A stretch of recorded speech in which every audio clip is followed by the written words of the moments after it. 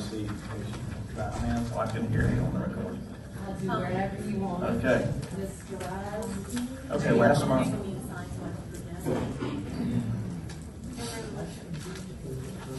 Normally I took notes on that, so. Okay, last month the commission received a report from the solar committee, and after that meeting, I went back and created a summary of some of the recommendations that were there, and I added a few myself. I sent those out to you about 2 weeks ago, so I hope everybody had a chance to review those, which I thought we'd just run through quickly. There's a copy in your packet tonight with page numbers on it this time, so you can kind of keep track of what we're running through. So I guess before we really get going, did anybody have anything pressing that they wanted to just talk about in general about the? Okay. Well, Eric, I missed the last solar committee meeting, unfortunately, due to travel. But the setbacks, it doesn't seem like either side got really any closer on setbacks. I think Pro is 650 and, no, Pro is 300. Yeah, their recommendation's 300. Right. But the anti-group was still at 650. 500. Well, it kind of varies based on how many sides. I mean, so we go through there, I've kind of included all those options that we've given out. Use your microphone on, please. It is. Okay, it ain't close enough. Okay. I was bad about that last month. So I guess we can run through, I mean, if we want to stop on one, we can spend as much time on it as you like. The first item on the list is, it deals with burying the power lines underground and conduit. It was pretty much agreed that the low power lines that were actually on the solar field property, there was not really a concern about those being above ground. They typically drape those between panel to panel, interconnect those, and then actually go to the, I guess, collection site on the property, and it would then go underground or be a little more high voltage after it leaves that site, so there wasn't any concern for that. So it'd be my recommendation that the on-site wiring be allowed above ground and not require the conduit, since the electrical codes would address whether or not lines that are buried underground have to be in conduit or not.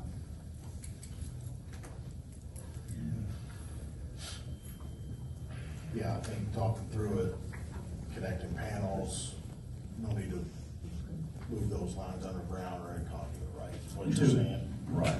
And two, if there's a code already in place, I try and avoid coming up with our own standards so there's no conflicts. I mean, codes typically result from insurance claims, and they're going to try and do everything they can to avoid those. So I would think it would provide whatever protection or consideration that it's not something that we would really need to address.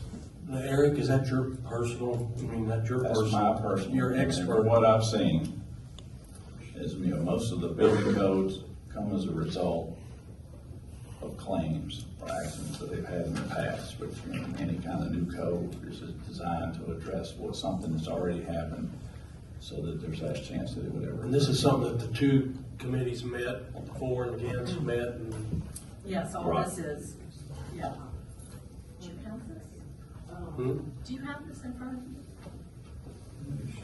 I have it in front of me, but I'm listening. Well, you might want to read along. I mean, there was a disagreement whether or not the line should be in conduit when they leave the site, but there again, that's where the codes come into play. This is kind of new ground to us, so, it's new. Right. Well, we're following Indiana code though, right? Both sides agreed on this one. Yeah, both sides agreed on this one. Everybody agreed with this. I have a question. How do the electric lines differ than any other electric lines just because they're from solar? I'm not an electric expert. And that's why I think zoning doesn't really need to be in that, That's kind of why I was asking. in that realm. I know it, I mean, a lot of it's appearance, I think. especially once it leaves the site, because they were wanting,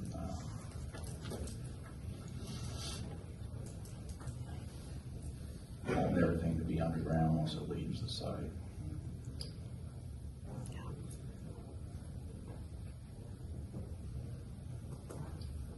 So what's proposed would allow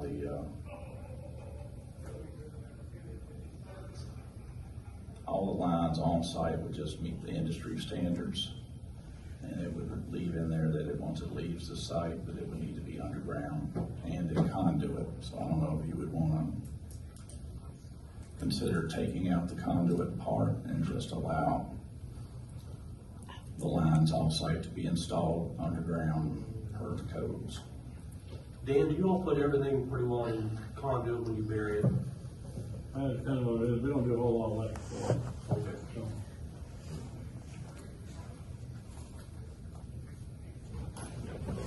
Does anybody have an opinion on that? I say we just follow the code. If it meets the I code just say requirements, we that's follow it. That's, they're established. Yeah.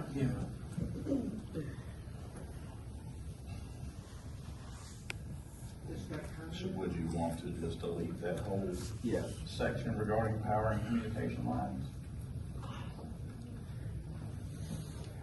That would allow them to go above ground from site to site down the road.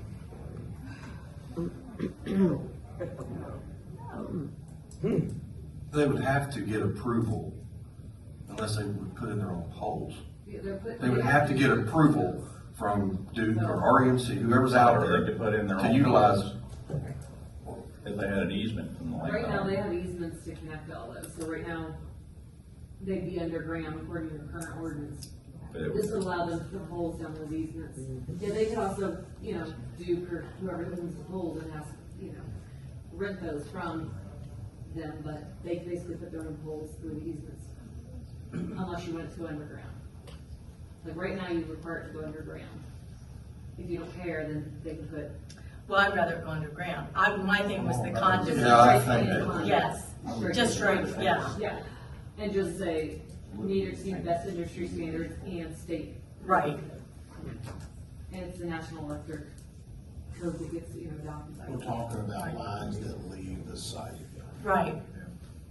including to where they tie into the utility. To the substation. Substation to substation is above ground. Okay.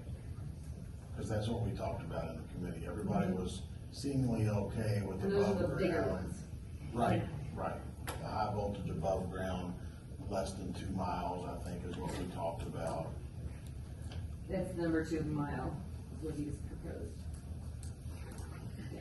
So if you want to just strike in conduit, just say, state building code. Right. Once it leaves the site, right? Okay, section 2 deals with the communication and power lines, between the interconnection point and the transmission system. That would be overhead unless it exceeds a distance of 1 mile is what's being proposed or what was suggested. And this is the main lattice type towers that you would see, like the main Duke lines, that type of transmission line. There was a disagreement on that, adding that requirement. And there again, it would be my recommendation that it not be added, since it's a utility type. So I have a question on prudence. Unless those lines exceed the distance of 1 mile, that must be approved by the BCA. What would be approved? What variance would they file? Having them more than 1 mile long.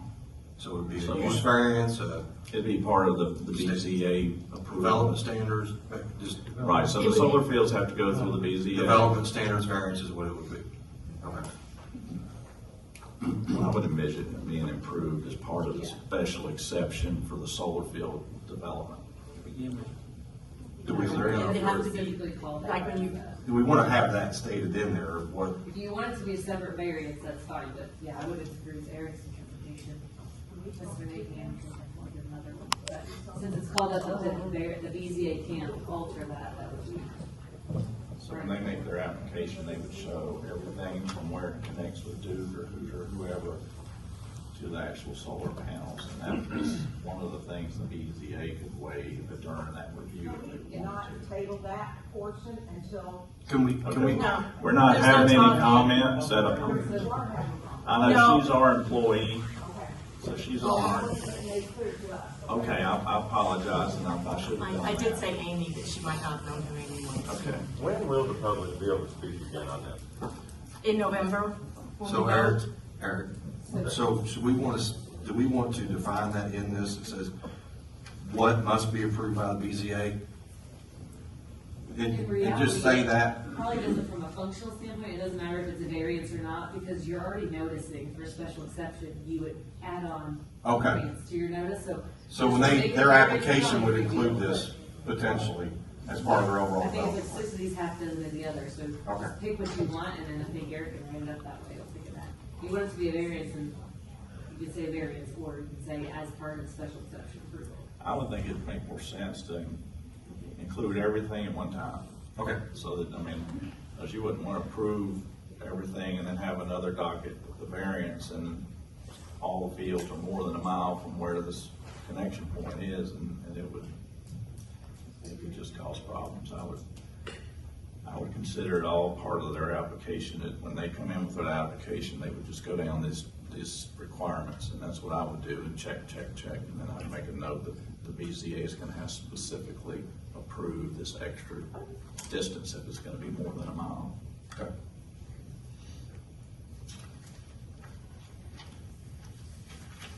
So is everybody good with that one?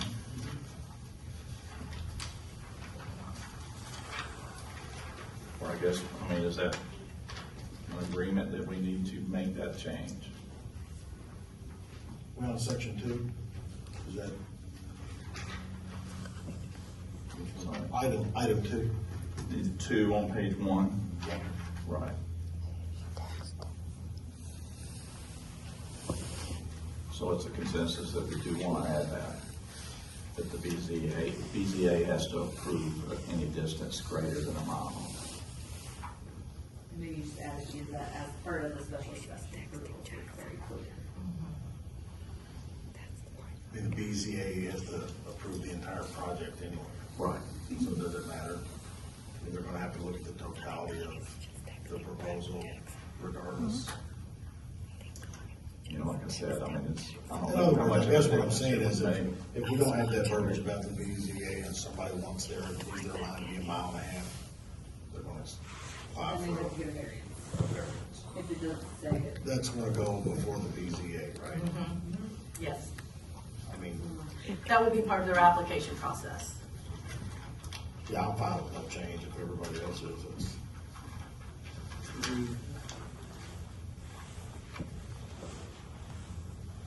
I'm also fine including the verbiage if that's the group's preference. I would just specify it one way or the other, so it's clear. It's either variance or it's, I'm taking it as no change. We're not even gonna put that in there. oh, okay, don't even change, don't put the one mile in. Is that what you? I'm fine with that. Again, You're fine with the mile. I can leave that line in, or I can take that line. Well, you're saying there doesn't need to be that mile because they've got to go before the BZA anyways. In front of the BZA, the whole project's gonna be at the BZA. Right. BZA always has their reasonable conditions they place on anything. You know, talk about that like every meeting. But BZA also has to put any reasonable conditions on it, so. I just don't want, because I don't know who's gonna be on the BZA next year, or 20 years from now, or whatever. So I would like for that to be in there just to make them think about it. Yeah. You know, I don't think it hurts anything for it to be in there. Totally fine with me. Yeah. But do you want it to be part of the special exception approval, or go through the tack on a variance for that, just to be clear? Make it part of the same application. Yeah, just make it part of the application so they look at it. Okay. How many towers are in a 1 mile stretch? Anybody know that? Okay, I'll clarify that it can be more than a mile without authorization by the BZA during as part of the special exception.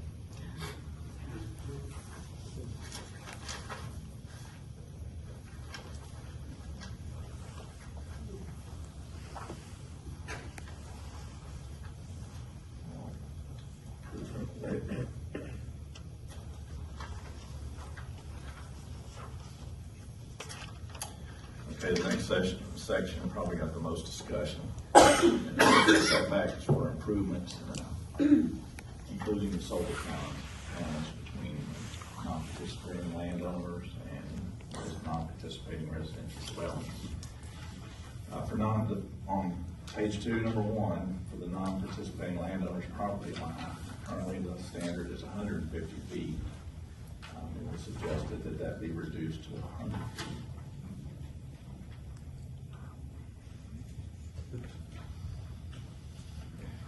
Would there be any inclination on that one way or the other?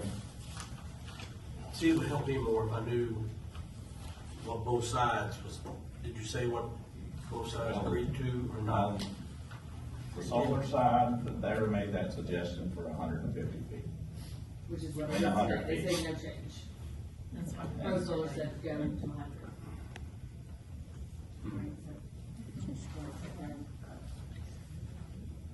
And that's from the property line. But if the dwelling is closer than that, then it goes to the more additional distance. Whereas before, it seemed like we talked about 300 feet from the property line and not just left the dwelling completely out of it. Yes, and previously it was, or the current one is 150 from a property line. But if it has a dwelling, right now, the adopted version is 650 from the dwelling itself. So say you had a 50-acre tract and your house is Yeah, but I way thought- over yonder. Yeah, You're gonna hit your 150 foot, and that's gonna be your setback. Now, we're on number 1, right? We're on number 1. Yeah. I just thought we'd have discussions in the other 12 hours of discussions. We talked about actual property line because, say someone does want to build a dwelling within, on a corner of their property, then they're going to be within 100 feet of that. And that was that balance, is having both of those. There's always a distance from the property line, but greater from the dwelling if he's there. You What I'm build saying that is somebody may dwelling, want to build another then dwelling it is. on their property, closer to the Yeah, property. that would just still be your 150 then, because. I just think there should be more. The house comes later. But So that would just apply to existing structures on which you want to do that. Well, right. I mean, So Bart, you're saying the neighbor next door could build closer? I'm saying someone may want to He's build. saying you had, I think. I'm saying you got 10 acres, you got a house here, and your kid wants to build a house in the back corner, then they're gonna be within 100 feet of that. And I guess we're just saying, you're gonna have to deal with it. Right. I think the thought process here is based on existing dwellings. It's not based on what's undeveloped. And we're giving that landowner who's in the project a little bit of relief so long as they adhere to the dwelling setbacks, right? So the dwelling setback is gonna take precedence over the property line. I just think it should be a greater distance from the property line and not even focus on the dwelling. What do you suggest? I mean, what we got, 650 feet? Currently, That's That what it says, in residential Now, dwelling. isn't that in the number 2, or are we on number 1? No, we're still on number 1. number one. I don't see a 650 on there. No. Well, I'm at 1 and 2. We're on number one. I'm kind of, Yeah, they kind of. Oh, okay, I'm sorry. they're kind of going hand in hand. I'm with you on the 650, yes. But what I think you're saying is the number 1, you think it should be more than 150. Even if there is dwelling or no dwelling, you think it should be more versus what's proposed or has been debated with the committee was, I'll say the range of 100 to 150, right, from just the property line in general, but if there's a dwelling, the committee's discussed kind of a tier. If it's on one side, it's, a lesser distance versus if you're on 4 sides, then you need a little more breathing room from those, because you'll be boxed in basically. Is this number 2, Eric, is that, right, 500 feet is what one side said versus 300? Right, the range was 500 to 300 from a house. Currently it's 650. So they kind of tiered it, and both sides kind of agreed with the idea of a tier, right? So if you're like, get solar on one side, it's 1 setback, two sides, 3 sides, or 4 sides. That was kind of what the committee came up with. And to be clear, there wasn't really a consent, the two sides never came The together. number was not consensus, right? Like, Right. I think, is that what these, like the 550 and 300? Right, 300 is, the blue is, the blue is representative of the anti-solar group, correct, Eric? Right. Blue fonts here. Right. So there's still obviously a lack of alignment on the groups. I think that from my perspective, the 100 feet from property line, I don't have a problem with it because you've got somebody that owns 100 acres in a project, or on the back of a parcel up against the woods, they're 33 yards away from a non-participating property, there may be nothing around.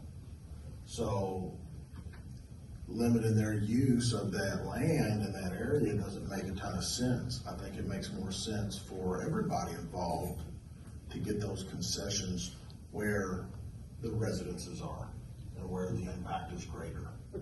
So that's my thought, and I think the 100 feet's a great concession for the anti-solar group if they can get more help around where the homes are actually sitting on the properties.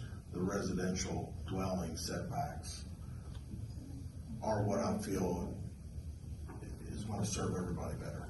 But not everybody has that many acres, right? Acres. Sure. And that's where the setback from a non-participating dwelling is going to provide that buffer for those folks. It's not going to make a bit of difference in the back at adjoining parcels and nobody's within 1,000 feet of them. Where's the But the guy's benefit? got 5 acres that he's been sitting on to build his house on later. Yeah, it's not a public comment session, So sir. what number two? No, I remember he worked Is for it, say you too. have your acre lot, right, and you live out there and you have an acre lot, what number two does is. Can we give this gentleman here a warning? No, you don't have to warn me, I'll show myself out, Appreciate that. but I'll be back. Thank you. You're welcome. Look forward to it. So David, what the second number two on that page is trying to do is, if there's a house on there, what you're gonna, say you had a 1 acre, right? And one of these passed, today it'd be 650, but, from the edge of your house, closest edge of your house, you're still gonna be 650 feet back. So it gives you a bigger buffer if you have a small lot, does that make sense?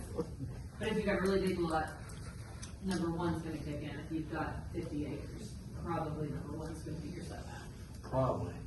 Unless you I build don't on like it. words like probably, maybe, So or, it you know, will I'm be your not. setback unless your house is located within a couple hundred feet of your property edge, right? So if you had 100 acres and you built in the middle of it, that's gonna be more than your even possible 700 feet that was anti-solar. Not everybody can afford that to buy. Right, but if you've got your acre lot, that's what these setbacks are meant to kind of protect the impacts from those. So it'd be 650, can we just say that? Right now, it's 650. Let's keep it there, yeah, Is 650. what it is, and it's 650 no matter if it's on 1, 2, 3, or 4 sides, that's what it is today.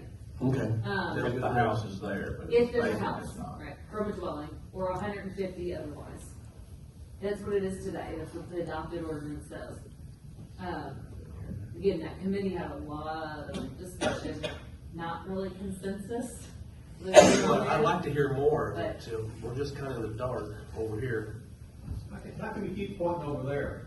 Because I'm not hearing anything.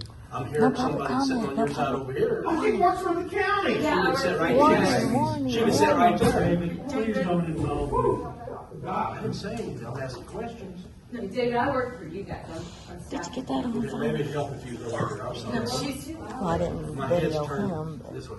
yep, there's just I a. had to stop. And I hear what, Aaron joined us, I I stay in didn't the want it to get too shadows long. and just read when they need me, so. I just want to make sure both sides are covered. Yeah, It's not gonna happen. no, it's not on this. You're Well, why not- can't it happen? We had two committees set up. We spent all this damn time David, waiting on we put 'em on. committees to report, and I didn't catch Put 'em nothing on. out of what they said. I just heard it's more, David. Do you want a quick their summary of interests are that? not aligned. Do you want a quick summary of We where have each of to- those sides landed? It's right, it's on number 1 and 2, so, the pro solar wanted to keep 150, or pro solar, sorry, wanted 100 foot from the setback on number 1, the anti wanted 150.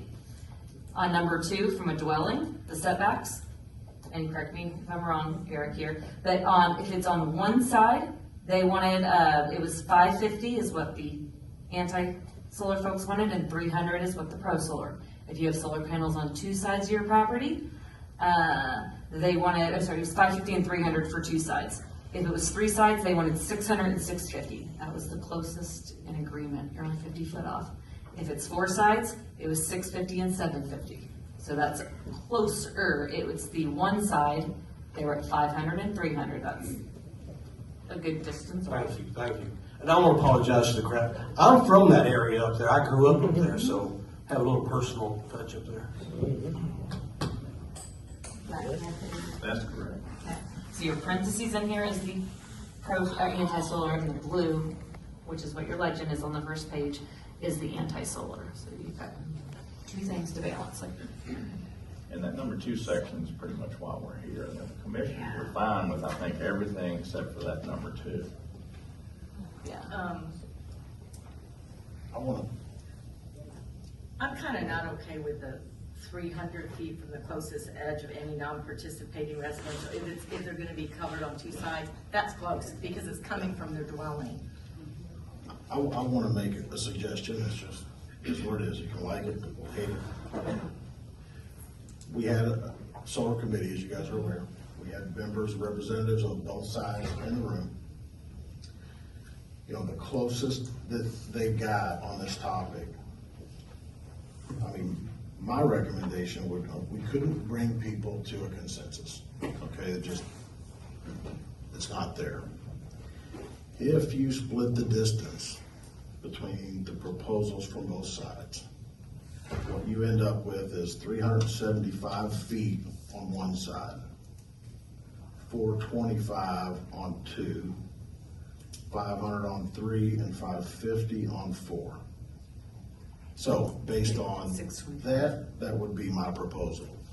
Do you mean 625 on three? Because it's 6 and 650. They have 600 on three and 400 on three, so I'm splitting the difference at 500.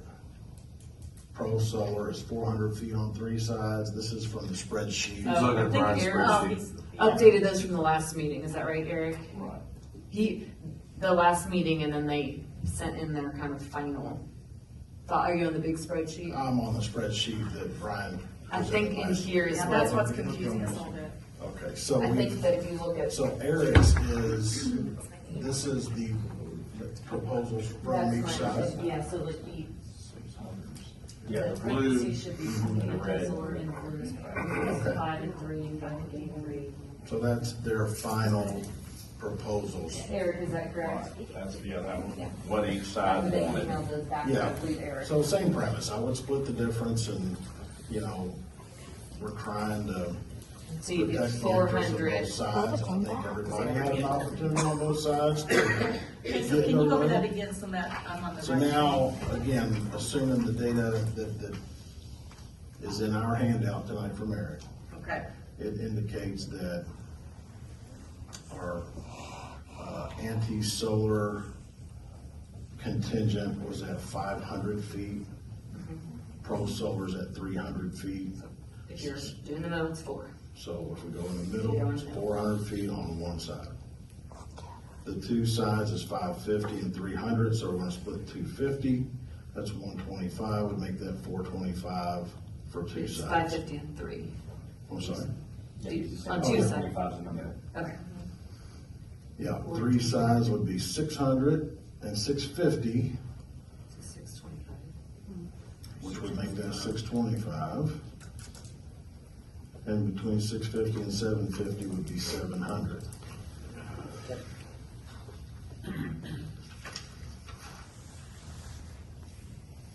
Again, just a thought. Did we do the property line? Did we settle on number 1? I don't know if we've settled on number no, one. this comes from So the, you want to go in halves on that too, the 125? 150 and 100? I mean, it makes logical sense, Bart. Tony? yeah. I'm good for that. Dave? Well, hold on, how far out? I mean, I know he went through all the whole round. This Sure. is for, where's your paper at? We're on number one. I'm listening. It's setback from Somebody non-participant. somebody else typed this up. I'm This listening. is what the. Well, take- So go from 100 to 150, not 120. Here's what I'm interested in down here. Well, he just went through that. He just went through How that. far are we That's off? fine. From what we already voted on and okayed, 650. Okay. Then you said So 700. you're going higher if it's on 4 sides. You're increasing that setback in this proposal Gonna if be it's more? on 4 Thank you. sides. Slightly reducing it on 3, and then reducing it on 1 or 2 sides. And then this one will be 700. 700. Here, here. And that's a good cover, that's a good have it on all 4 sides. So is everybody, I'm gonna look over here, everybody good over here? Now you're talking about. on That's the- good, Max, we must be doing good if you're shaking your head, no. Not over, come on. This is Why should it be? Okay, Says no, not no, a public I get in comment. control of the meeting. We're talking to each other, we're not talking to people out in the audience. No, but I know these people, No, and I I wanna don't make want to sure. talk to them after the meeting. Okay, and next too late week, then. they get to speak. Later. We're not gonna vote on anything tonight, David. It's gonna go to a public hearing next week, or next month. So it's just you guys getting on the same page so that then it can be published for everybody to look at, review, provide comments, and then come Okay. make comments next And then time. ultimately go to the commissioners Yes. with a recommendation. Yeah. And they can make changes if they wish. Yeah. So Eric, you were saying something. Number one. Number one, I think, Once my company. applying the same principles, split the difference with them.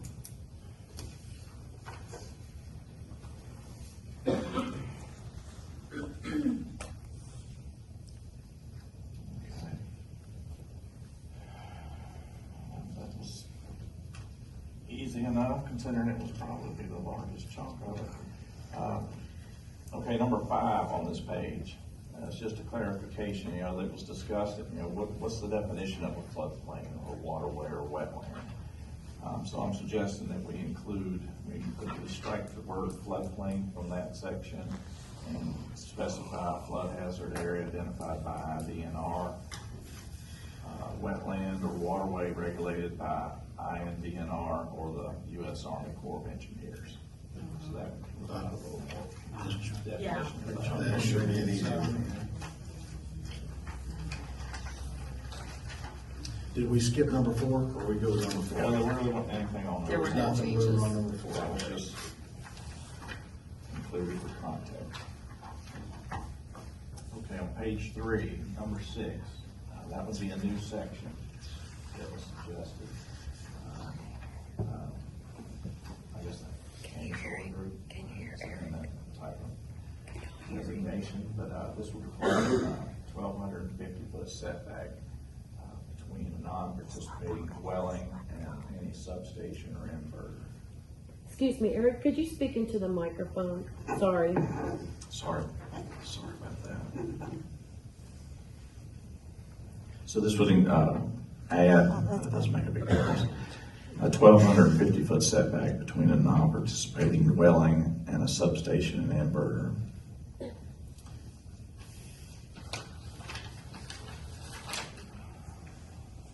So yeah, substations would be 1250 and the inverters are 625, is that correct? Yeah, Can you explain what a 625. substation and an inverter is? You need me to? Yes, just make sure Your everybody. substation knows is what you we're think talking of when about. you hear you see a substation, right? It's- Right, It's, just make sure everybody knows. what it's we're the talking collection substation where it all funnels into, before it ties into Hoosier Energy or Duke or whoever's substation. The inverters are smaller boxes, I'll call them, for lack of a better word. The most comparable I can say is everybody's seen like the NDOT signal cabinets, right, on the side of the road that are, yay wide, it's a couple of those wide. And they make an audible noise. They do make a noise.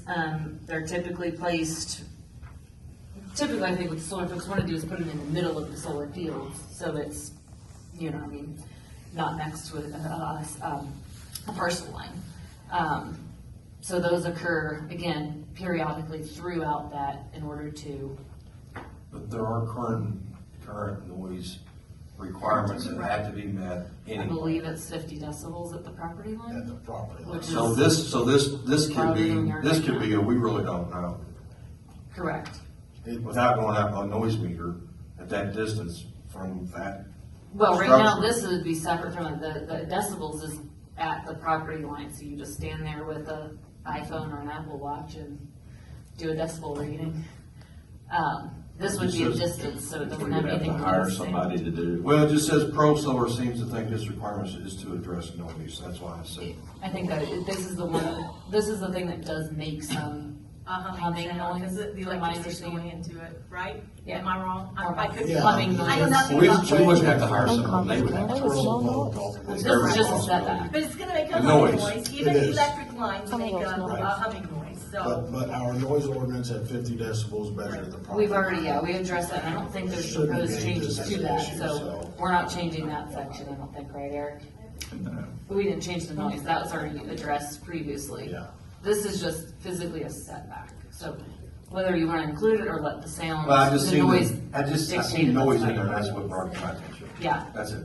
Right, this Whether- one wasn't really discussed very much during the committee meetings, it Okay. kind of just showed up at the very end, so Yeah. I just wanted to include that. And We talked a little bit about the substation setbacks, but not the inverter setbacks, I don't, unless it was at the one that was missing from. I don't think it's necessary, that's my opinion. And your phone or just- let's see, we got the, I don't think for either. I think the noise ordinance is gonna have the setbacks. so we're gonna have a 400-foot setback from a dwelling for the solar equipment anyway. And then the inverters are gonna be in the middle of the, right? Right, they still Does can't that make make any any noise in the difference? lab, wherever they're And they're located. not gonna set them where they risk violating that 50 decibels. I mean, that would not make a lot of sense. If you're- And when you say they, I mean, I know I'm we're talking- looking to the future, we're talking about people's lives, we're talking about the noise. Now, here we're sitting there talking about noises. What's gonna happen when they do that and it's done? And, we've made a mistake. Demonstrate that it's a violation, Yes, yeah. then we enforce it.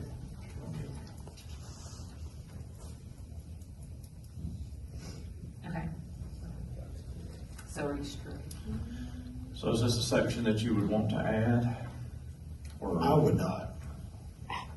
I would oppose, I mean, I'm not opposed, but I don't think there's any value in writing in number 6. That's my opinion. Okay, the only reason I would think that this would be valuable is because right now, we're talking, and I'm sorry, Jackson, and I'm not supposed to be talking to you. Bright Night's the only one that's come before us, and I'm trying to wipe my mind out about Bright Night being here.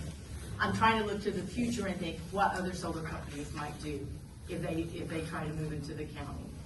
They might not be, Bright Night has said they're going to put their inverters in the middle to try to downplay the noise. The next one might not be like that. So I'm trying to make this as friendly, even though it's not really, to our community residents as possible, and try to think in the future as to what might happen. That's the only reason I think that it's necessary. Not because of who's already here and wanting to come in, but because of those people who are not here. It's not that I'm opposed to adding it. I don't think anybody's gonna notice or realize an impact of it, is all I'm saying. But you're saying the noise will take care I'm of the saying the location. ordinance should mitigate, and the setback from dwellings and properties. If it's this far away. I know, you don't hear it, or it hits that 50 decibel or less mark property line. And You're about 50 decibels. And I get that, and I'm not that trusting of different countries. I don't see what it hurts keeping it as is. It's not, I don't see where it's gonna have a negative effect on who's wanting to do it. I mean, I don't see why we couldn't have it there. Yeah, I don't, If they're already putting it in the center, it's probably already gonna But be like that you far said though, away you made a anyway. good point, they are. Right. But they's not everyone. Right.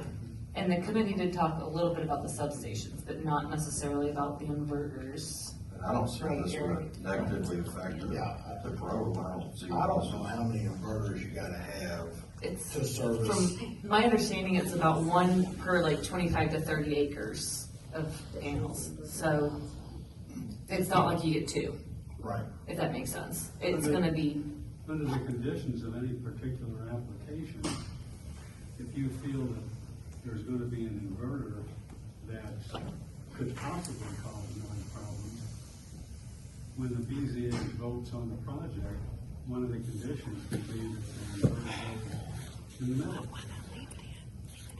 Or to one side of the resident. Yeah, I don't like, I'm not disagreeing with my attorney, but I don't like that either, because on one side, maybe there's nothing there now, but maybe that person might want to develop or build a house there, and then it's gonna be stuck right next to them. I would prefer that it be, I just don't know how the 625 relates to the sound yeah, decrease, you know what I mean? right. I don't have an idea on And that. it showed inverters on the outside. So what's the, where does the 625 and the 1,250 feet come from? That, Yeah, that's what I was There's saying. numbers in there. Yeah. that's what you were just emailed, right, Eric? So 1250, I was thinking 1320 when I first read it, but I don't know. It just, that's 4 mile. I mean, there's something that Duke could throw up anywhere they wanted to. I mean, we set that, you can't have we've already set that as 1 to 400 feet. We've already got that covered. This would be extra. Right, but now Yeah. you're saying we could put a substation on a property line? Is that No, what not this at is all. saying? No. No, This you is- still are This is set. basically different setbacks for Right. specifically inverters and substations. So basically going above and beyond where we're seeing regulation could be, such as panels, we're gonna push your inverters and substations up another minimum depth from a home. Yeah. And for the reasons you mentioned, Connie, I'm not opposed, but I think maybe you find one. Well, number, I also like it apply that, them to these 750 feet. right, I also like it that, actually the BZA, because they're gonna see the plans and the maps of where the inverters and all those things are gonna go, and you can say, we don't want this in here because the noise is gonna be too close to that property. So, but that's putting a lot of work on the BZA, The BZA is going to have an important role yeah, moving forward. right. Can you tell me why, what a negative for or against, pro or anti, that this would affect them? Basically, you gotta have a parcel depth of, I mean, if there's dwellings on both sides, you could have almost a 1/4 mile parcel depth then. If you're gonna have an inverter in that area, if that makes sense. That's my mind, really, like the functional side But of they it. can develop their plan and engineer it better to have that inverter where that's not gonna be the case. Yeah, I just don't know. Have a 1/4 mile parcel, basically. Yeah, that's a pretty big, and I don't know Or a the half step mile, down, really. you know what I mean? I don't know the sound 13 decrease both ways. by distance, I don't know what that is. All 4 sides. I'll make a quick suggestion, 50% greater than the already set forth. Seems like you guys are getting stuck on that. Or maybe this is one, especially on the inverter. And he gets to speak. Yeah, Eric, we could go back and look at some of those, you know, breakdowns on the distance based on decibels. I don't know. And you could decide to just leave this for review. yeah, let's, We can just leave it in there. Let's Thank start you. that, didn't it? And we could always change the distances later.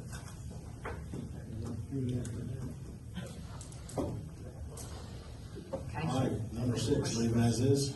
So we're keeping it right in there. I've got a question. Would you want to add a waiver from zoning? I say we leave it in there, and if they want to change it, you can do it. yes, Could reduce it, like Yes. the BZA reduce it. right.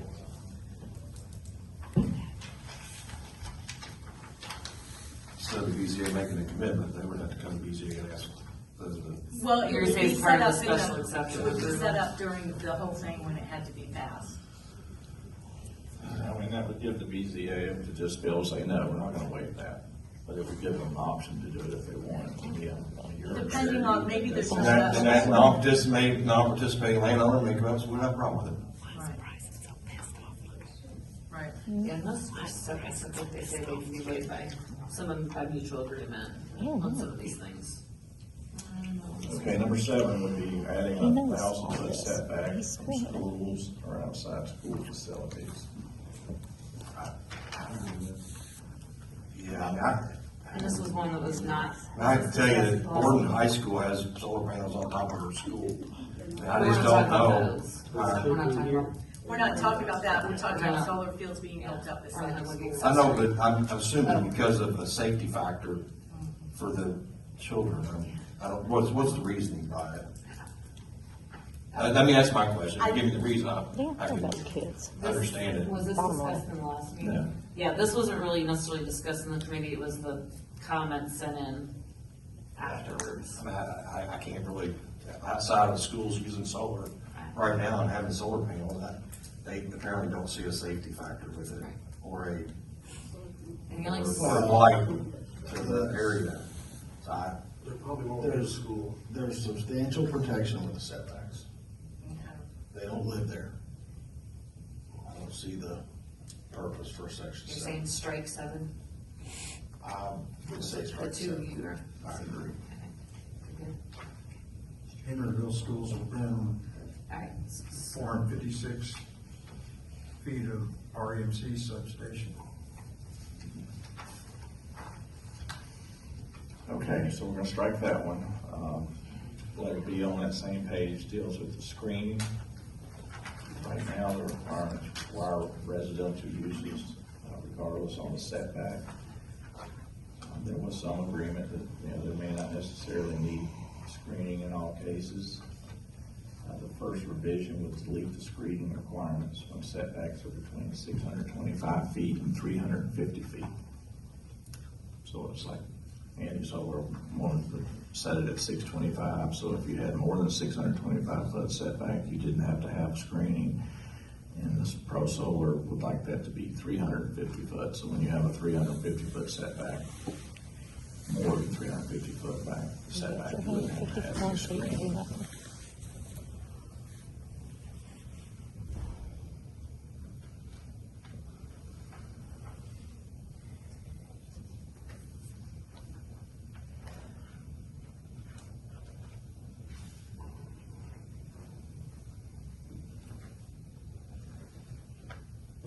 That's why I like as much string as we can get on that one.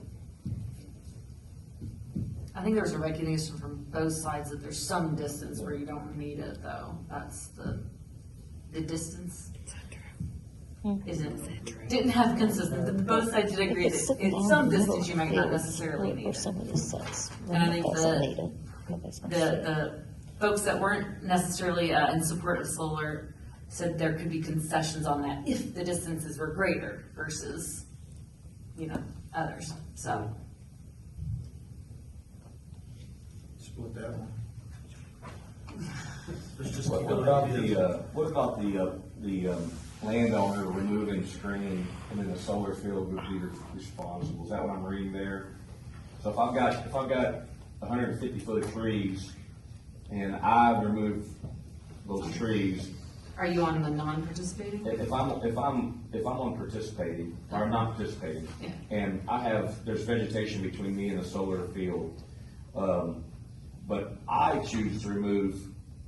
I think this natural screening needs to be on their property, not yours. Okay. Because you can still do whatever you want with yours. I would recommend not even including that whole section. That's Yeah, kind of I- wondering as I far as was gonna recommend allowing the BZA to accept existing screening If it meets the as requirements. an it can be alternative, right, to the required screening. Right. I just don't think I should be able to remove the screening that's already there if it was on my property even, or is that not the? No, screening should be on their It's property. on, okay. So if you have something that's just you may want bonus. to log your timber. I think I like Eric's suggestion of it just saying, like, again, existing screening, existing vegetation could be used if it meets the standards or something to that extent, but not doing this whole 50-foot thing. So did you want to entertain not having screening at a certain distance? Or just keep it, it has to be screened if it's adjacent to residential development or zoning?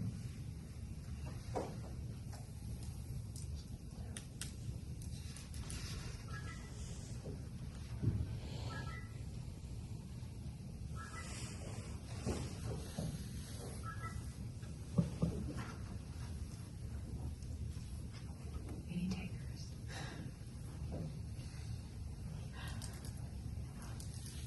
Any suggestions?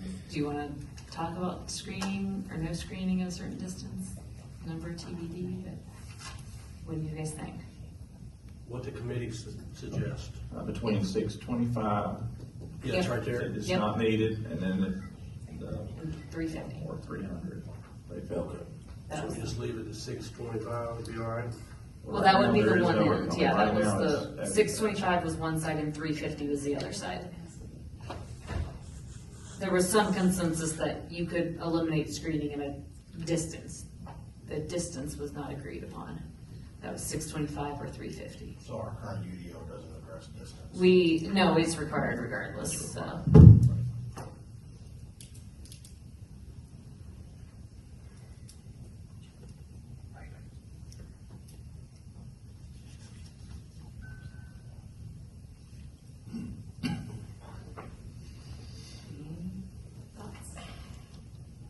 So the existing UDO requires screening, period. Regardless of distance, yes. For residential, Right adjacent now, we've residential. got a 650 setback from the residential. But yeah, at that point, we had when that was first implemented, we had a 200 or 300 foot setback, so it was a much smaller setback.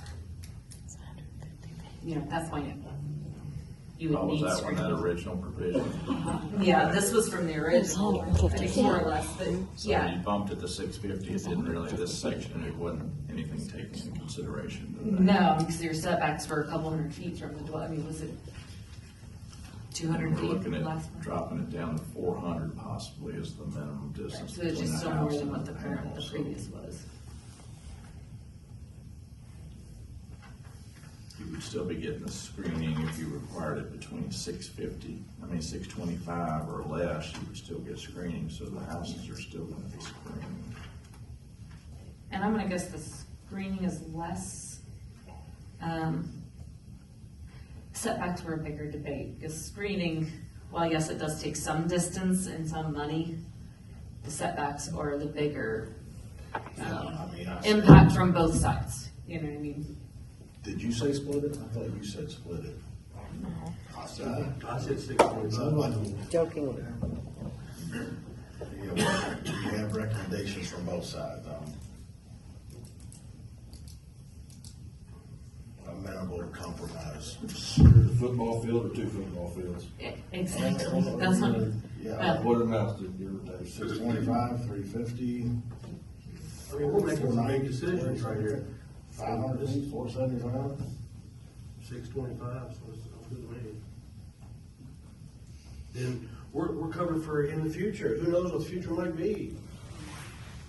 Right? We're making big decisions today that's gonna, But we're making favorable recommendations to commissioners. Decisions.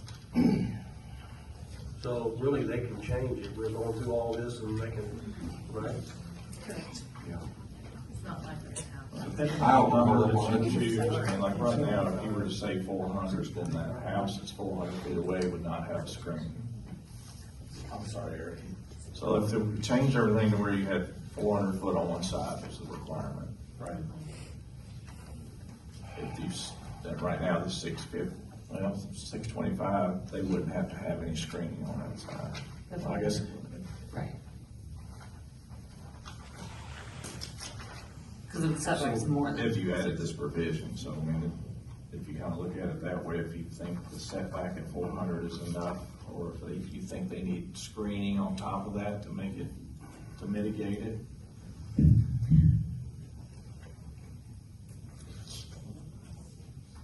I think they do, because it's 400 feet from the dwelling, right? Not from the Yeah. property line. Like the one side. And so you take that, I don't know how many feet people have in their yards out there. Some have bigger property, some have less, but I think it needs to be screened. But if you're 700 feet or something like that back, do you need screening? I think that's my bigger question. Because right now, the thought on the previous page was if it's on one side, it's 400 foot setback. 2 sides, it's 425, and then you jump to 625 and 700. So maybe you need it on the first 2 sides. But do you need it on the? And screening could be fence, vegetation. It says fencing was struck, Continuous vegetation. vegetation, Okay. and Fencing has been, I'll strike that. Okay. in this proposal right here. Okay. But But then it says all screens shall comply with the standards including fence height. that's what I don't understand that. So we scratched including fence height out of there. If you're not gonna do fencing, I would, Well, we can't, yeah, we got fencing. I think that's important to okay, so strike that. just keep that scratched. But you're good with, And then we if you do the 3 sides, that setback that you guys proposed was 625, which is, I mean, will some of this revert back to the, what we were talking about, setbacks anyway? that's what I was On just 3 saying, sides? like the 1 and 2 sides is what you guys have proposed is 4 and 425, then it jumps up to 625 instead, so if you wanna just go with that threshold. 625. So you don't wanna go with the 625 or more, no screen? Yeah, unless it's waived. If the property owner says they don't care. And I do think, you know, if the property owners don't care and they come to an agreement, that I think that we need to somehow require them to record that on their deed. Right. Because when the next property owner comes in. I agree with that. You guys. It needs to be a Says recorded that you go, you agreement. got screened, well, I think that's important. I agree. And then that's buyer beware when they. Just like our driveway maintenance agreements. That's easy. We change that to affected property owners.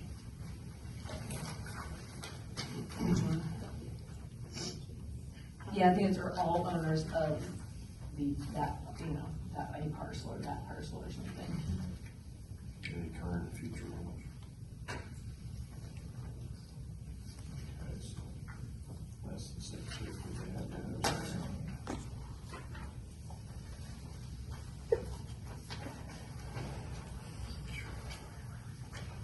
Did you want to strike that section about the 50-foot screen and just put that the BZA has the authority to waive that requirement?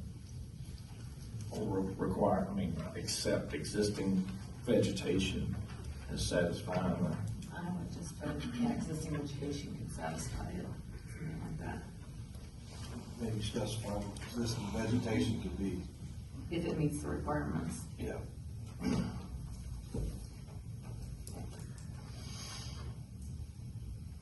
So striking that stuff.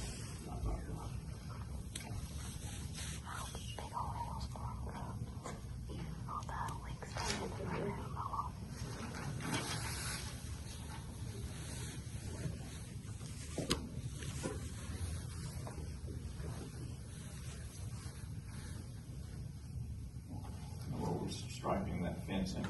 The last, the one that says including fence height, since it can't be used as a buffer. I'm confused people. You're gonna have to say that again, because it's a strike out of the word fencing. After continuous vegetation. Screening may include continuous vegetation. Right now it says. Strike fencing. They're saying, the very last sentence of that paragraph, this is including fence height. It's highlighted, right? Right. Strike that, so it's not confusing people, that's what, one of the two, I can't remember who said that.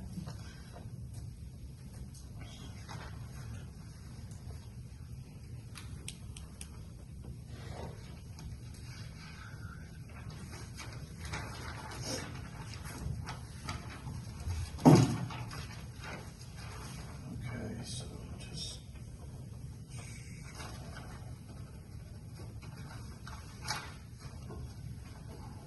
Okay, page 4, at the top. That would be a new section, our landscape plan that included native trees, specifies a 5-foot tall planting height and staggering spacings, 10 foot on center. It also adds a requirement to replace any dead or unhealthy trees within 3 months of being provided notice by our office. The only suggestions I had on there is sometimes native are great. Sometimes it just depends on the species. And then the 5 foot and 10 foot on center is 10 foot on center is going to be dependent on what species they're actually picking. The intent, I think, is when it is at mature, you do them staggered so that, therefore, when they're mature, they're actually going to block the view. But depending on the species you pick, 10 feet may be too little or too much. And 5 foot, a lot of times we'll spec like 6 feet at least. I know on the on a previous enforcement, when we did a planting specs for them with, Mr. Nahan, we had specified, we started at 8 foot and we settled on 6 foot. So I think the species might make a difference in some of that. So either we can list some of those species out that are, again, a hardy evergreen, that's, again, depending on what type of tree you're gonna use too, you want something that, if, you don't want something that's gonna just grow tall and not have multi-stemmed, You need width. yeah, you don't want it to not block the first 5 or 6 feet, which is where we see, so, just depends on the species. Do you want a mix of species and not just one? I mean, that's, yeah, I One mean. species where you you're get gonna the get ash. blight that comes through and knocks out the whole screen in 6 months once it gets I'm just thinking, established. this is a 30-year project supposedly, and 25 years, a tree is the size of who knows what, and it dies. To replace it, and it's gonna start small again and get bigger. I mean, I don't think 5 foot's off too much. If you get much more than 8, I mean, the cost of those just start getting Well, the UDO That's regardless. unreasonable. But I'm saying, like, I think the native is one, I don't know if you wanna require native necessarily. Native is good in a lot of instances, but also the 10 foot on center, you might just wanna look at that depending on the species that they, basically you want the drip lines to kind of, you know what I mean? We say it could be a species that has to grow to X maturity within 3, 4, 5 years or something. That was the only comment I had on that one, that, from what this was sent in, if you want to do something like that. I think that's just a technicality we can tweak out. Was there a decision between the for and against shrubbery? This I don't There's think too was, many variables on that. this wasn't really super discussed. It was more of just the idea of vegetation or not. It wasn't the height of planting versus, the idea was that we don't want it to be a twig when we plant it though. You know, you don't want to be putting in. Charlie Brown tree. Correct. And so that's where I think you want to just get enough height on it at maturity, or when it's planted, but it needs to grow to maturity within a certain time, or we specify some of those species so we get that right, but it's up to you. I think it'd be a good idea.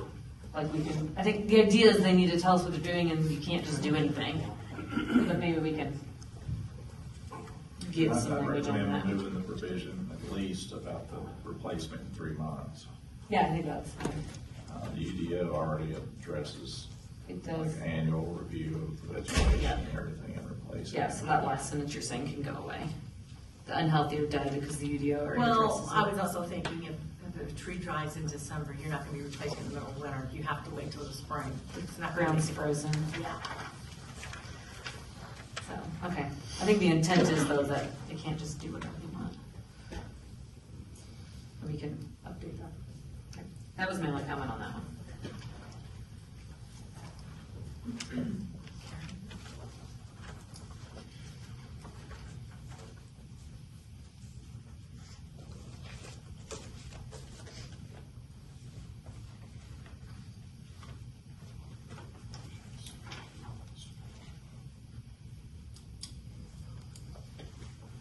Were you saying here, Eric, you didn't think? Yeah, on the that was ground cover, needed? down at the bottom, section C, this is within the current ordinance, and this is my suggestion, you know, that passage comes straight out of the, I guess, the state model ordinance. And it says they can't use insecticides on site. It was, this ordinance doesn't really address pollinators or anything like that, so I didn't understand why that restriction is in there. I know the state ordinance was heavy on pollinator type ground cover and trying to do those type things. And then later in the section it says that, you know, you can use it for spot weed control, which I'm not aware of insecticides being used for weed control. I think I it's don't know like how strict. you can enforce it. I think it's That's like true. strict. I mean, you've got thousands of acres around it that they're spraying everything and anything that they want. So, I mean, I was just kind of thought that was something that wasn't really necessary, so I figured I'd throw it out to see if I agree. It was something we could take out. Yeah, I agree.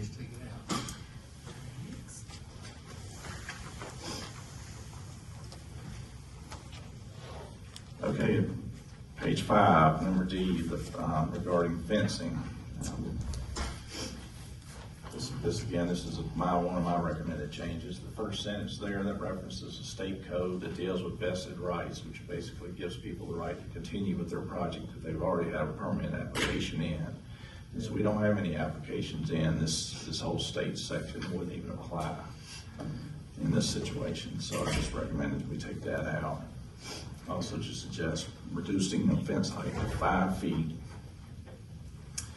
So far, we haven't found any, the actual codes that we found deal with like the transformer areas and the transfer stations that have fencing requirements under electrical code. My suggestion to reduce that height to 5 feet would allow the use of regular woven wire fencing around the perimeter, which everybody's, is commonplace in the country. And it would provide the barrier, I guess, for most people accidentally running into these facilities. It wouldn't stop the developer from doing a higher, increased height. It would just allow them to do a normal type fence if that's something that would meet their requirements. Most of your businesses are 6 foot with 3 barbs. Is that, I just want to know, is that barbed or is it fence? No, if I'm not mistaken, they don't allow barbed wire. Correct. That's the In the next, country? that's number, No. barbed wire For a is solar not. field. See, that's the other thing. Who's they? I mean. The county currently does not allow barbed Who's wire. running the show? We don't allow it. If you look at number 2. We don't allow In the country? it. In the county. In the county, I'm sorry, in the county? for solar. solar. For solar, the county currently This is all does new to not us, allow isn't it? barbed wire. That's been there since you guys Oh, at passed the your first Pinnerville, solar. is it around the Pinnerville, there's not barbed wire around it? 5 foot as old as I am, and I built fence, I can jump over a 5 foot fence. Yeah, well.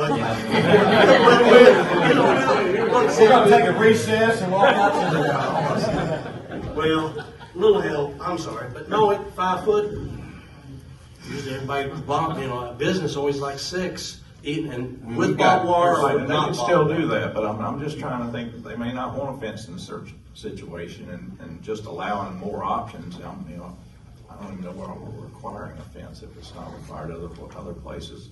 To me, more than likely, it's gonna be an insurance policy requirement for the developer. We've already got screening. Right. And I agree with the detention basins and drainage swells and how. I've seen some areas where, like you're gonna have maybe a couple Yeah. acres detention out on the side.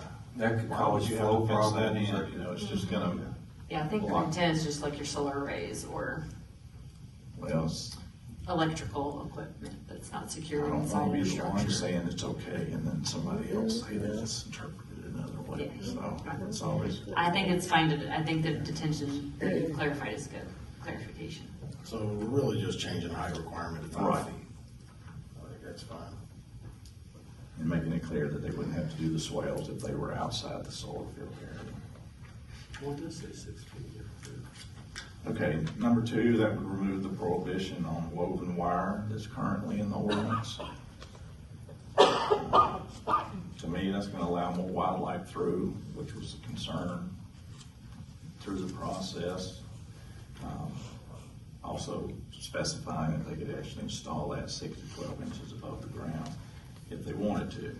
And the state ordinance even mentioned that in some places. Which would be good because then the animals could go under it and also need And that more likely gets you back closer to a 6 foot. I mean, Well, you don't want, excuse me, but you don't want animals to go underneath the fence. Then you're opening up for humans. Rabbits. That's Squirrels. rabbits, turkeys, Squirrels, yeah. small That kind of flocks. stuff. No different than a cattle fence has right now. yeah. There's cattle fences that. Yeah, they call that Very- wildlife. most reserve. very fence. Like on the You know, ground. those cows that go off are cute. And it's not saying they have to, it's just saying if they No. want to, they can. I guess it's not enough to take a leave in. Sounds like. Can I ask something? If the solar field's done, is there anything that people would try to get in there to steal? Let me pull that out there. steal all sorts of stuff, so. Well, That's why I think you're they're saying gonna no secure their own barbed site. wire, not really worried about it right now, but, you know, these days, I mean, over in Louisville, most of the streets are dark because they're cutting the copper out of the lights. I would think that people would be opposed to barbed wire, as it probably looks not very good. Okay, yeah, I'm just wondering, I mean, That's my thought. My understanding is most of these will do a 7-foot fence if they don't have barbed wire. That's my understanding from various. what do you run 7-foot fences? I need to know. I can get 6 at 8, but I can't get 7.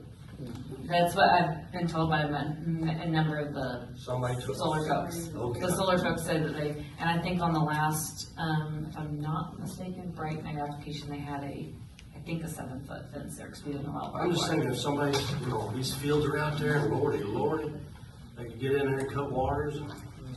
I think it's gonna be to their own best They're advantage gonna find a way in to anyway, secure their somebody own wants to site. steal something, they're gonna steal it. That's true. Well, and two, I imagine once That's that true. first Law wire's enforcement. cut, alarm goes off somewhere. and And somebody- usually they're monitored with Well, security what will they stuff. monitor that? I would only imagine it's gotta be some sort of motion or camera sensors that are in the property, just like I think most our of us intent- probably have a Ring doorbell. I think our intent is to protect wildlife and not. Correct. Right. They There you can go. secure that. There you go. Thanks. Okay, the next section, wildlife corridors, there was some agreement that threshold could be reduced down to 1,000 acres. So if you've got 1,000 acres enclosed, then you would have to include wildlife corridors. Since we're kind of adjusting the fencing requirements.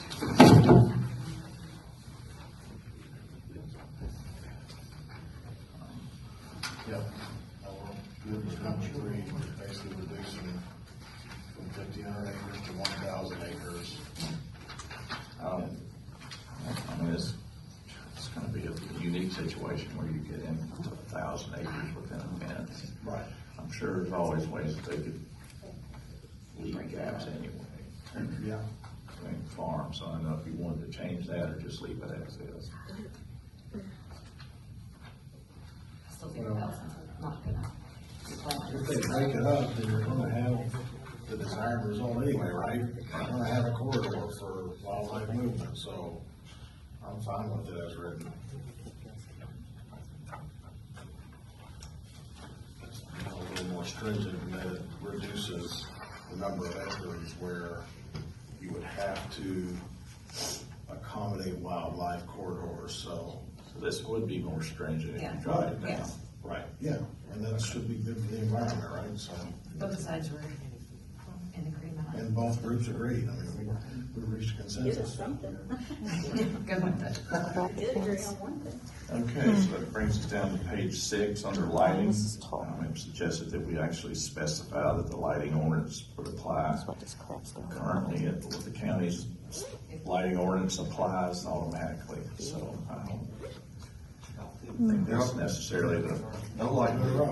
They agreed on that one too, so. We'll take that as a win.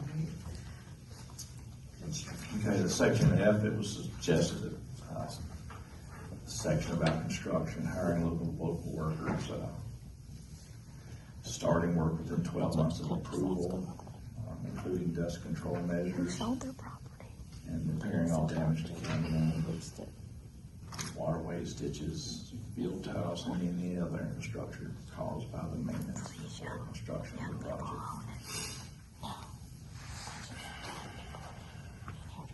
Or any thoughts on that section?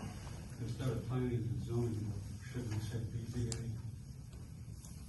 Yeah, I think so.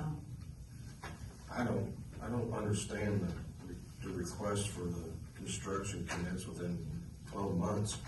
You'd think they would, if you did want it, the further you would go, the better off you could be. So I don't understand. Well, one thing, I mean. A permit's only good for so long anyway. Well, they've got to start in 2 years with a special exception. So that's an existing requirement with those. Okay. It was mentioned that, trying to start work in 12 months for the developer is problematic because, once they get the local approval here, then they still have all the other levels of approval and agreements with the electric utility to pull together, much less design the whole actual project, that they felt that was excessive, having that 12-month requirement. I mean, there's ways around that. Somebody could, you go out and break ground and you say, well, we commenced construction. We started. I mean, so a permit's good, you say it's good for, the BZA is good for 2 years.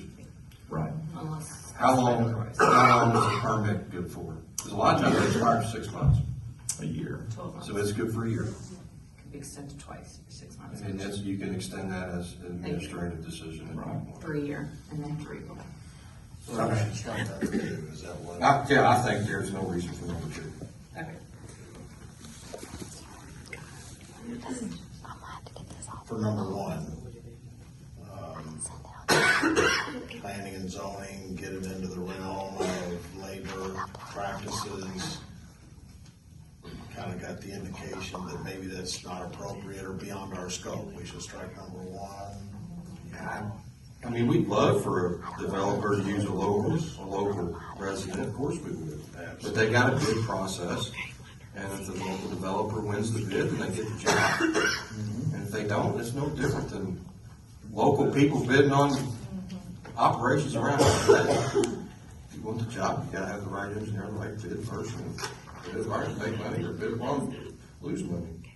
No agreement to strike 1.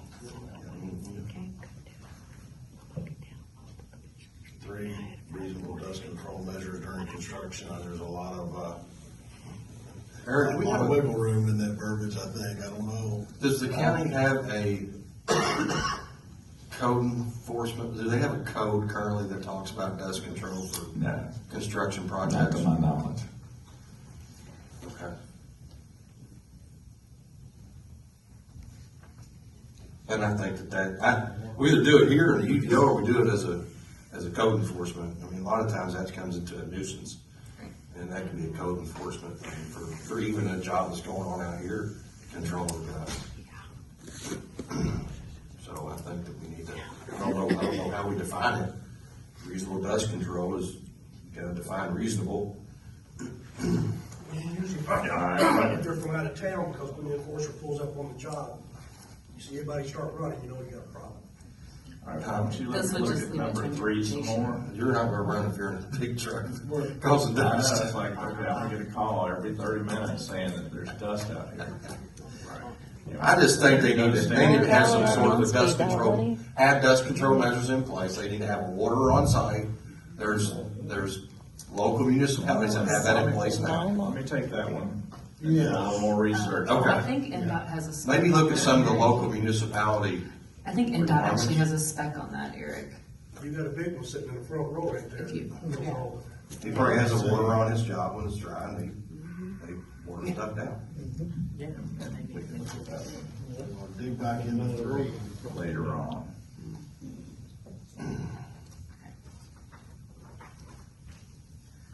Okay, the section number 4 about repairing all damages found on regulated, non-participating landowners, waterways, drainage, field, house, and other infrastructure caused by the construction and maintenance of the project. I think you can stretch field tiles. Dave, we don't have any field tiles, correct, in Clark, is that correct? No, we don't have any legal drains. Illegal drains, okay, never mind. Field tiles are just fine. Okay, good. Here, we don't legal drains. And I believe the drainage board would cover any flow of water issues or anything like that. I don't know if that's his, They're all smart as you guys. I don't think it hurts just to throw it in there, but. Yeah. But we're not gonna enforce drainage. do what? We're not gonna enforce drainage, but it gives them a mechanism Yeah. for enforcement. Yeah. Okay. So that's a strike in that section. Keep 4. Are you keeping 4 or getting rid of 4? We're keeping 4. Keeping 4.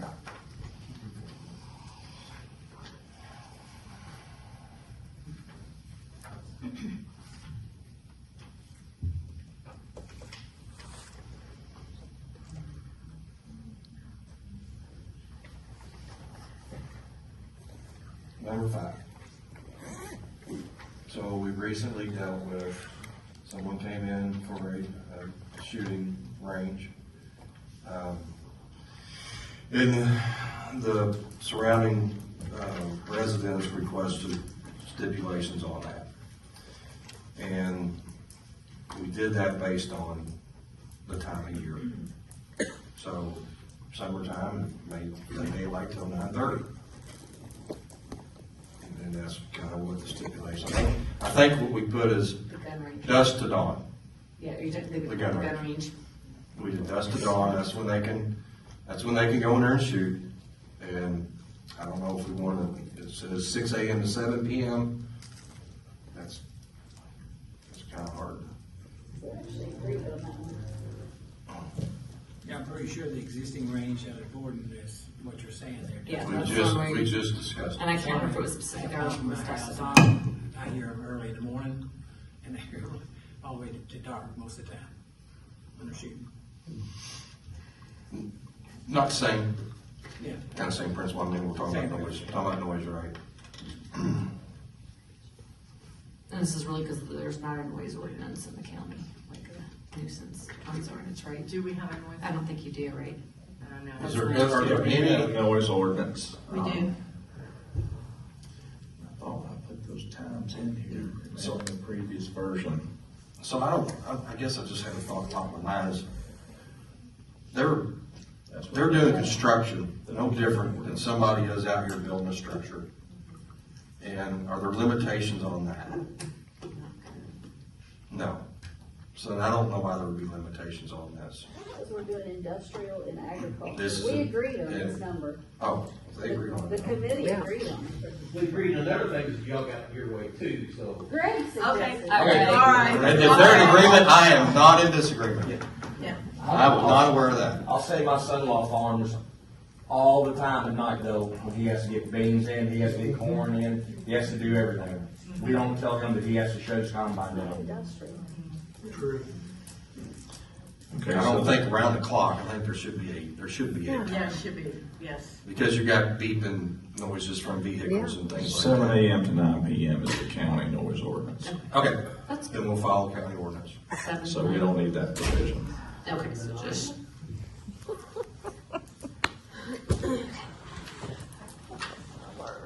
We're gonna be the new Farmers Living Ridge. If there are any other ordinances in place, that county ordinances, I mean, those are already there.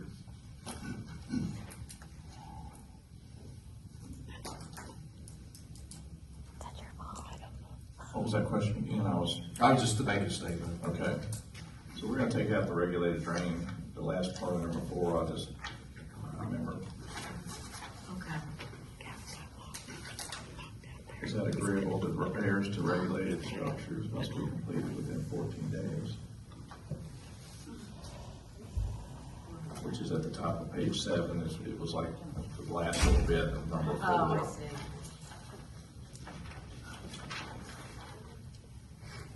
I think it'd probably be hard to even get them notice that the thing was damaged in 14 days. I mean, that would go to the highway department. Oh, we go to the. But it gives him a mechanism Oh, to enforce drainage it. board. It gives Brian Dixon a mechanism Okay. to enforce it. I think Okay. is the bigger thing. Okay. I didn't know what's getting ready to hit you. Would that be like a drainage pipe, go on the road and bend it down, is that what you're talking about? What are you talking about? So they don't ever get on Oh. County owned. I think it just needs It to doesn't say drainage. county owned, it says county regulated. To me, It says county owned or regulated. I think it just needs to be county owned. Like if it's something within our right of way that we have to maintain as a county. Yeah. And somebody damages it, just like if you hit a road sign in a car, the police officer, in theory, should report that as damage, so the county gets, claim on that.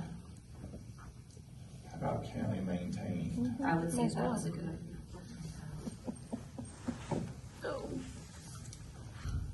Okay. Okay, the next item on page 7 is land coverage caps.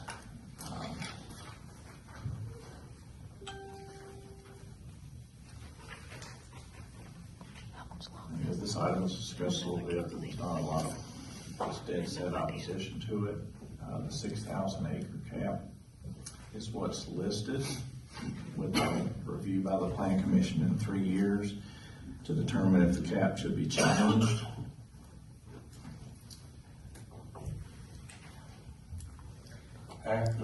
after it's in operation. Right. Not 3 years from the start of the project. Adoption of the ordinance. This, okay, hold on, let me read this right. Coverage cap to be revisited by the planning commission 3 years after the first commercial SES is in operation. I don't think there needs to be a time limit specified, period. The plan commission can look at the cap at will.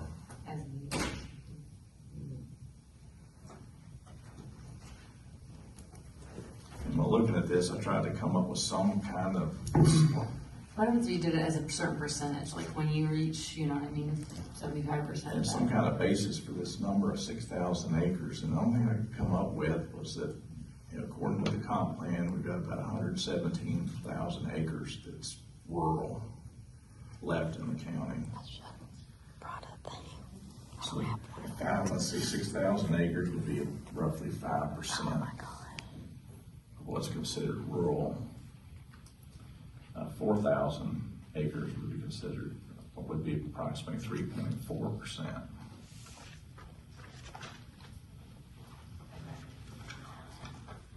So, I mean, really, whatever this number, if you wanted to include this provision, the number could be changed, you know, to whatever you feel is I would rather do appropriate. 4,000. That's my opinion. Well, the committee. They didn't talk about this. This is something No, I they asked just- them to put in. Oh.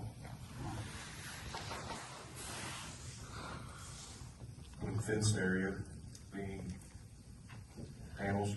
Is it? Anything, I think you have to define it, not just the whole parcel, 'cause there's big pieces, parcels that might not be used for floodplain, woodlands, you know. Fenced area, I think, is a good definition, it's easy to measure. You can see where the fence is.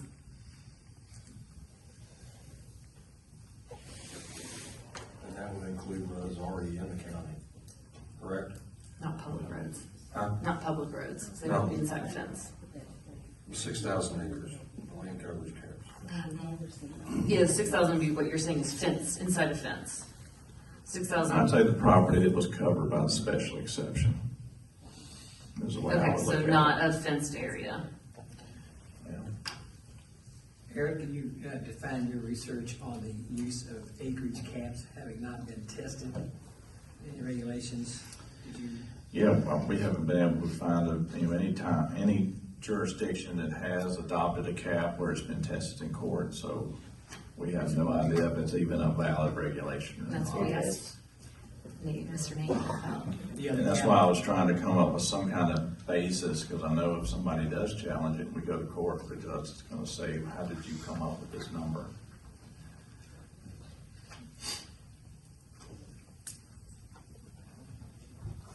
After 6,000 acres, it's more of a moratorium, and moratoriums are not permanent. I don't know of any legal case that's supported a unlimited moratorium.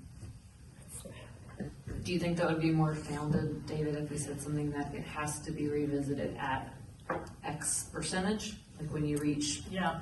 75% of whatever this number is, it has to be revisited, so it's not a exponential, or like, you know, an unlimited thing? Give some versatility to it. Yeah.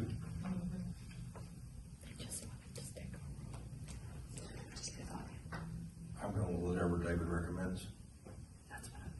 That's always my, and I'm always gonna default to the attorney on this one. But, yeah, So if we did 6,000 at 75%, we revisit when 4,500 acres have been developed or. or in operation if you use this. Right. Something like that. 4,000. I think it's fair to let a substantial number of solar go in, then we're gonna have experience with how it's working, and then we can reassess it. So it's, what is the acres, is it total parcel approved, or is it within the fence? And then what's the reevaluation percentage, right? I think the fenced area is probably good. Okay, so keep fenced area, I think it's easy to measure.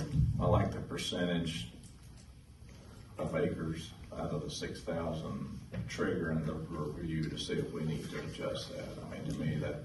But then you get a review at 4,500 Right. versus if it's 4,000, you're gonna get a review at 3,000. Well, that's gonna be not in the very far distant future, right? Yeah, but it'll be enough to let us know what's working and what's not working. Yeah.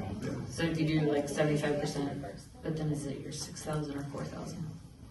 Which one you pick? Well, I'm at 4,000, but I'm one vote, so. You do ultimately vote. Huh? Said you do ultimately vote. I'm okay with 4,000. I mean, right now, we don't even have anyone coming in and wanting more than, you know. Than that. So we could revisit it if another, So if you did that, you'd revisit it at 3,000 acres. yeah. Just make it 4,500 acres that have been approved. Yeah, whatever, yeah.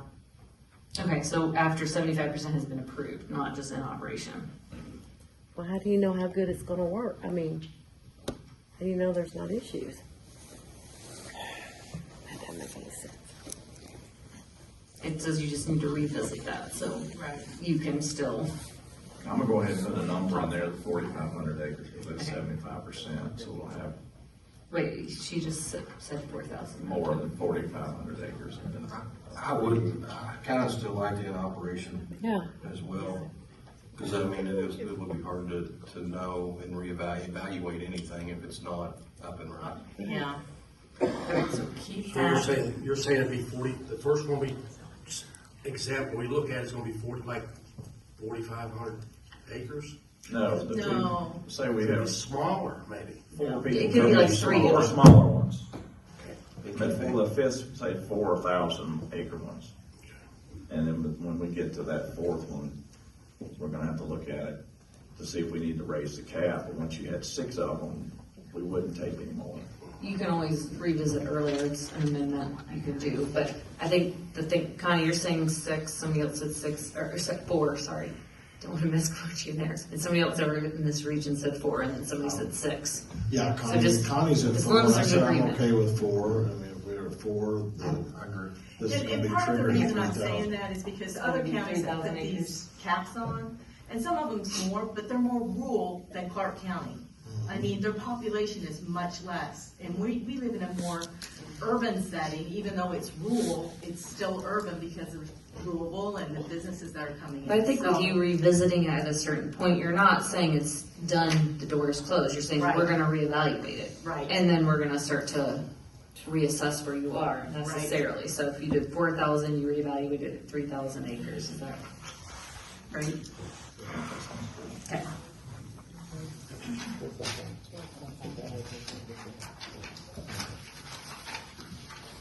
Operation, right? Is that operation?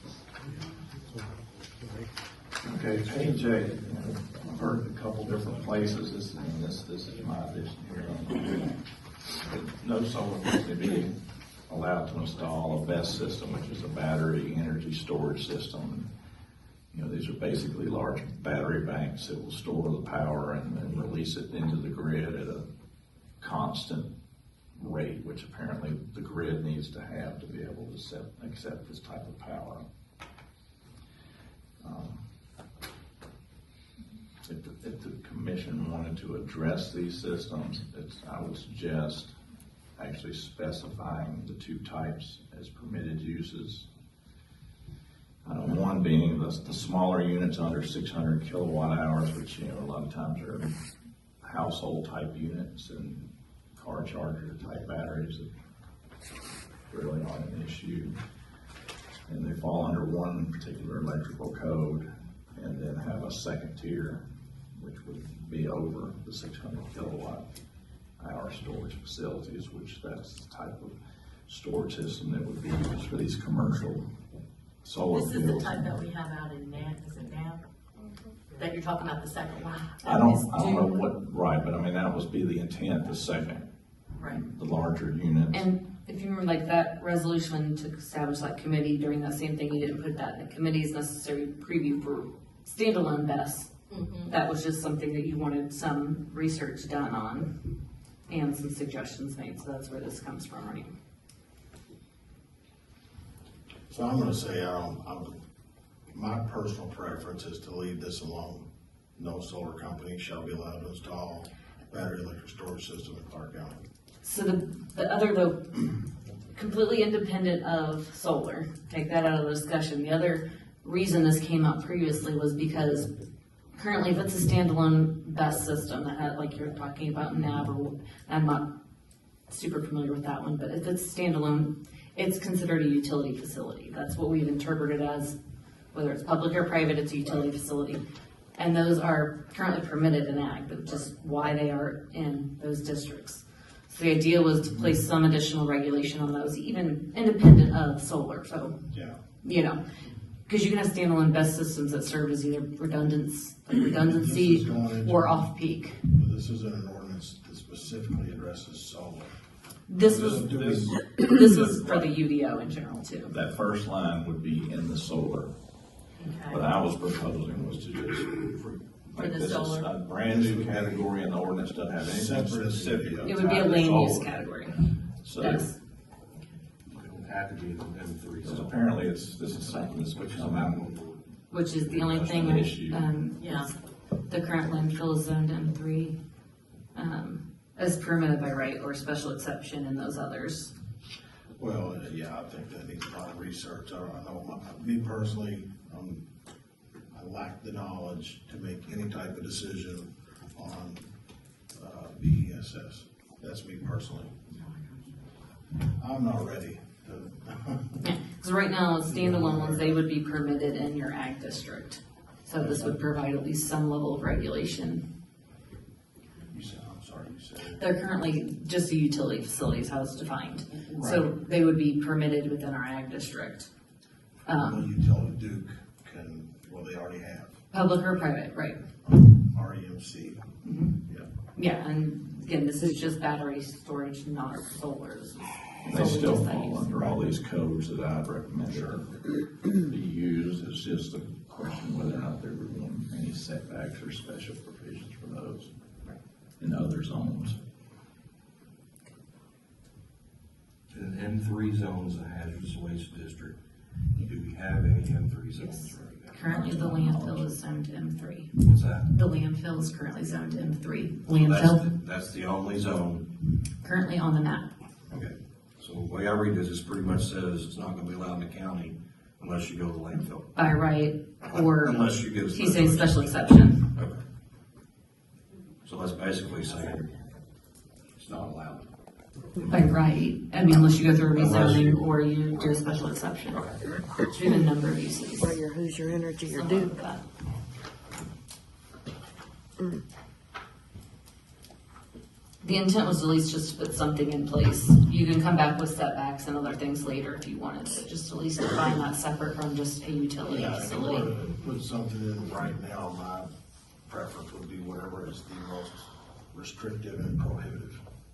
Yeah, the 2 tiers is what, again, some of those national models I've looked at too, are it's that threshold between residential use and commercial.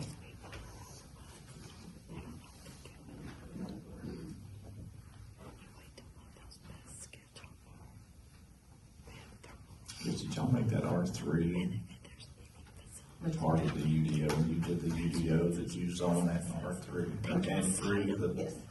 Yeah, that got rezoned on the map. I'm assuming. One more to the list. Alicia updated I mean, it's not even listed in the legend as a zone. You know, I bet that's an elevate issue. That's it. That's the only. Yeah, that's the only thing that goes free to my knowledge is the landfill. Yeah, Elevate doesn't have AI or AE either. So right now, AI and AE do not exist on the map. They are only districts in the text of your ordinance. They are created as districts for what you saw today, to better regulate those. Or the AE was trying to intend those folks who want to live rural but don't want to have the cow next to them, or you know, the livestock, the heavier uses, but still want to have the barn that's way bigger than their house, which our R1 wouldn't permit. So It's kind of a blend between an R1 and an ag. Okay, so we're gonna strike this from this current discussion and push it back as something to look at. I don't have a problem with this. No, It's we want to leave it as is, and then if we need to change it and make it, add in something. You can add more layers to it later. Yeah, we can do that later. I think what he's got here is, a lot of that's regulated. We'll establish a tier 1 and tier 2, right? Right. Yeah. Okay, so we don't do that. So keep it as you submitted it. What was that, Amy? Yeah, keep it as you presented it. But we're gonna take it out of the solar section at the top. Maybe you just say it's not, unless it's approved as a use, like, they'd have to go through that same process then.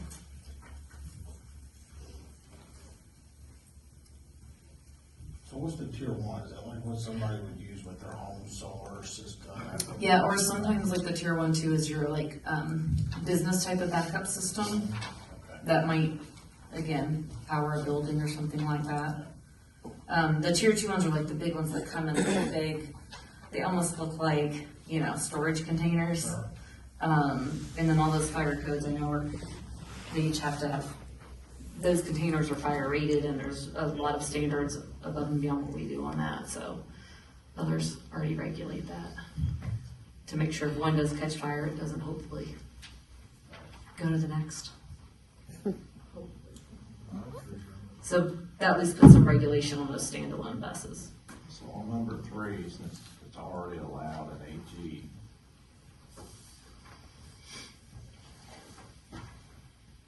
So it'll be a permitted in M3 and special exception in those others.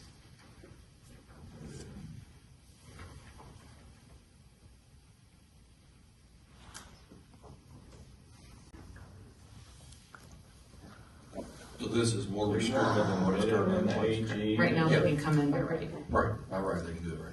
This wouldn't change anything. Is that the intent to change it? Is that the consensus to make it a special exception in the AG? Yeah, that's what it's gotten written, or allows a special exception in Discussion's gone so many different directions. I AG just wanna make M1, sure I've M1, got it 2. in here right, but if we're gonna leave it as I've got it, that's perfect.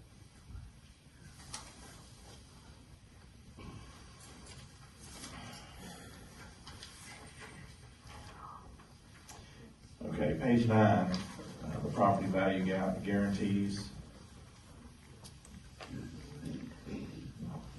We looked at that, just, it was discussed, it was shot down pretty early in the process by the attorneys, it's just something they did not feel that it could be enforced or was appropriate in the ordinance. I know there's a couple jurisdictions that have adopted wording along these lines, but Whose attorneys were those, sir? I mean, Mr. Nagel. Dave? Okay. I mean, that's a can of worms. Who allows tax abatements? Who allows tax abatement if somebody were to come and say, I want that'd be the county council. the county council? Yeah. Actually, where it comes up So we couldn't prevent that. is in the special exception. That's one of the things that the applicant has to prove to get the special exception. Say it again.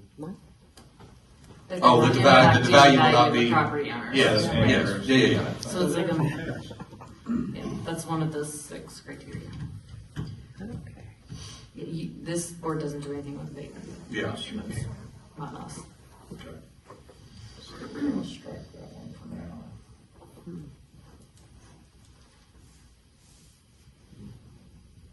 Okay, late addition on page 9, it's been mentioned possibly requiring the developer to reimburse the county for any cost associated with hiring an independent third-party professional engineer to inspect and approve all construction associated with the project.